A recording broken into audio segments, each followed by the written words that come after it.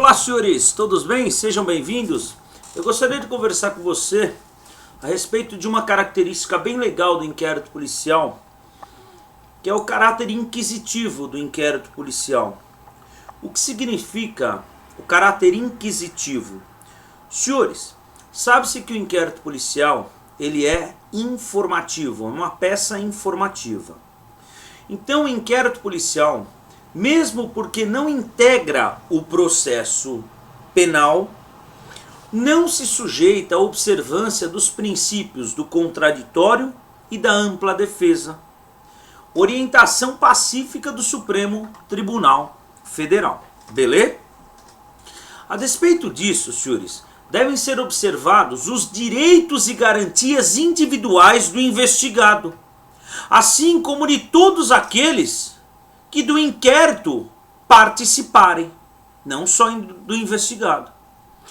O investigado somente será erigido à condição de acusado, senhores, com o recebimento da peça primeira, que é da inicial acusatória, a denúncia na ação penal pública. Muito bem, seja condicionada, seja incondicionada. Momento a partir do qual se submeterá ao devido processo legal. Muito bem. Você não pode esquecer também a possibilidade de o réu realizar um contraditório diferido. O que significa isso? Que se refere aos elementos coligidos durante a fase administrativa. Ele foi ouvido na fase de inquérito policial, fase administrativa, ele será ouvido na fase judicial. Dispensa-se o caráter inquisitivo do inquérito policial, dispensa-se o quê? A presença de advogado. O advogado, a presença dele é facultativa e não é obrigatória. Por quê? Porque não é o sistema acusatório, sim o sistema inquisitivo na fase pré-processual. Você não pode arguir suspeição de autoridade policial. O que significa isso? O delegado ele pode investigar o sujeito que matou seu próprio filho. Você não pode arguir suspeição. Está lá no artigo 107. Deve o delegado declarar-se suspeito. Mas se assim não fizer, ou seja, você não pode arguir suspeição. No inquérito policial, senhores, ainda a vítima e o investigado podem requerer elementos de informação que serão ou não deferidos pela autoridade. Ô doutor, eu sugiro que o senhor intime, notifique, a testemunha X. Não. Eu entendo que não é necessária a oitiva da testemunha X. Mas a vítima e o indiciado, eles podem requerer.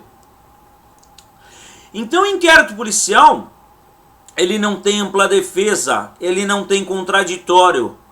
Legal, porque é um procedimento administrativo. Só que tem exceção? Tem exceção. Há inquéritos em que a defesa do investigado é obrigatória. Onde está isso, senhores? Quais são esses inquéritos? Inquérito de expulsão de estrangeiro para apuração de faltas administrativas.